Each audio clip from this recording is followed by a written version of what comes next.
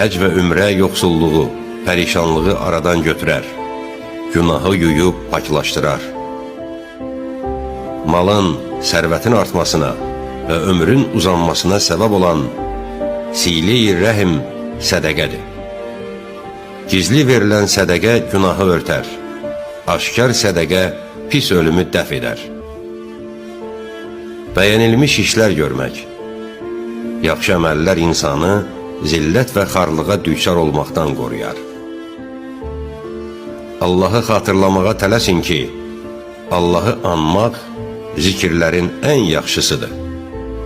Pərhizkarlara vəd verdiyinə rəğbət göstərin ki, onun vədi ən doğru vəddir.